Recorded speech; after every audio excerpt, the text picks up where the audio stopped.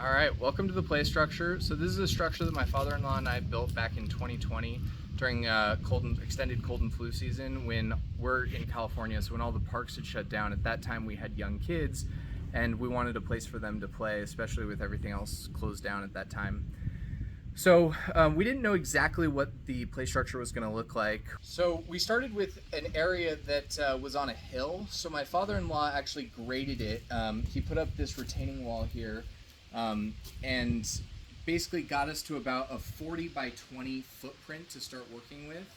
And then we built a fence around the perimeter of the park, the play structure as well, just on the other end of sort of this hill.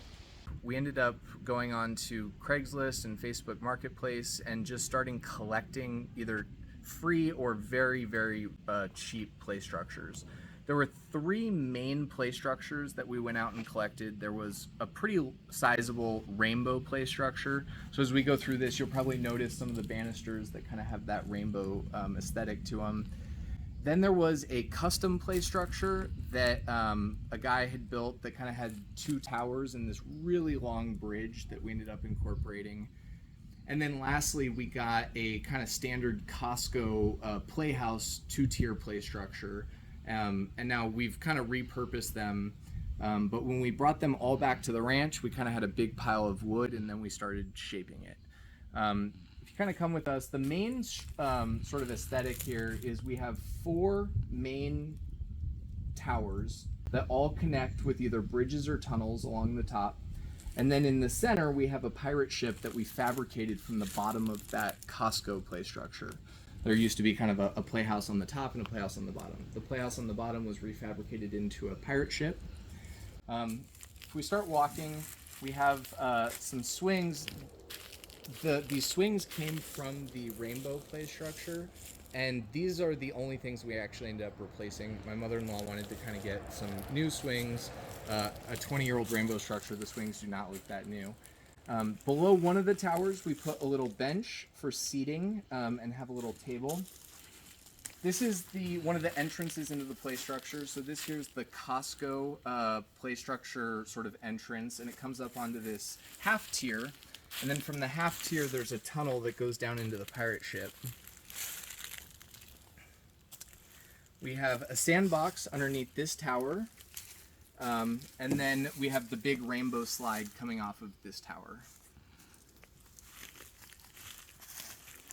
There were some other things that we kind of incorporated just with materials we had lying around the ranch. My father-in-law had this spiral staircase that we used at least half of, and then some of these tree rounds that we kind of incorporated into this next entrance. You can also see this slide coming off the back of the pirate ship, so that's kind of the interior of the pirate ship. And then there's a ramp that comes out of the pirate ship up into the towers. If we come up into the play structure, kind of get a sense of these 4 main towers that have tunnels and bridges interconnecting them, and then a long bridge to the playhouse. And then we tried to use the same colors from the playhouse as the main house to just kind of match it. And that's our play structure. This has been a really good piece of equipment for our children. It's now 4 years old and it's held up really well. So today's kind of maintenance day. We're coming through, and every couple of years we need to kind of spruce it up a bit. So we're going to keep this alive for years to come.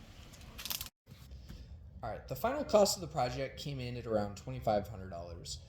That roughly breaks down to half for the structure itself, mostly just buying old play structures off of Craigslist. Those can range from anywhere from $100 to $500, and the amount of wood that we got from those structures far exceeds the value that we'd paid for those.